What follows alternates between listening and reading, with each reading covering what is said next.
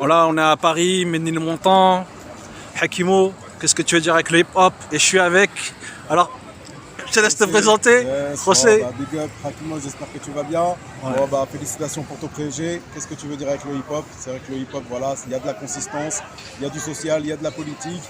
Et puis voilà, forcément le commercial essaye un peu de gratter tout ça, de nettoyer tout ça, de dépolitiser, d'enlever le côté social et de faire en sorte que ce soit juste que du capitalisme. Donc on est là, on lâche pas, on continue le combat et voilà, on porte des choses qui sont très lourdes à porter. Donc du coup, c'est très bien d'avoir des projets comme ça qui nous aident, on va dire, à continuer à avoir de la conscience et à avoir des mots.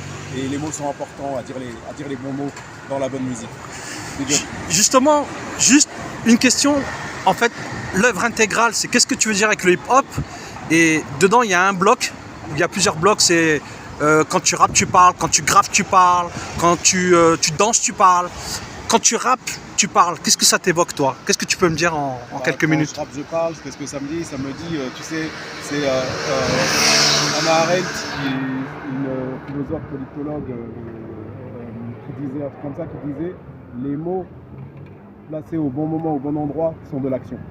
Voilà. Et donc juste dire les bons mots au bon moment, faire la bonne punchline, en réalité c'est de l'action, c'est faire un acte, c'est faire un geste. Et c'est ça qui est important, c'est ça qui est intéressant. Qu'est-ce que tu as voulu dire, toi, dans toute ton œuvre? Tout est ce que, aujourd'hui, là, quand tu fais le bilan, c'est quoi que tu as cherché à dire? Que tu voulais dire, ou tu t'es rendu compte aujourd'hui que tu voulais dire? Que tu as dit inconsciemment au début écoute, je te dirais, c'est compliqué, hein, mais ouais. si je devais résumer, je dirais c'est la fierté, l'émancipation et rester debout. Je dirais ça. Voilà. T'es attaché aux banlieues, au ciment, au béton, à l'immigration, à tous ces sujets-là aussi? Disons que c'est ce qui a construit mon ADN. Donc après, moi je pense qu'il faut, voilà, qu'on ait l'être humain il est multiple, hein.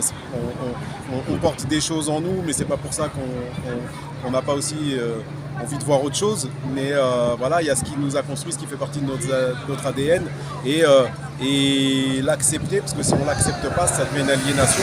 Mais c'est pas pour ça qu'on n'a pas aussi l'envie et la possibilité d'être léger. Tu vois, on n'est pas tous obligés de parler de ça, si tu veux. Moi, j'en parle parce que j'ai envie d'en parler bien. Mais je peux aussi écouter d'autres artistes qui ne parlent pas de ça et ça me dérange pas, si tu veux.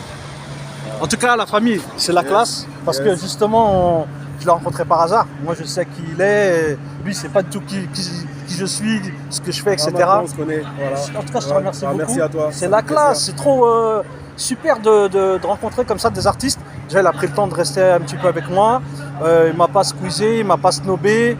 J'aime beaucoup ça. Et pour moi, ça fait partie du mouvement, de la culture hip-hop, en fait. Cet état d'esprit-là. Yes. Voilà. Merci à toi. Merci beaucoup. C'est la classe. Super.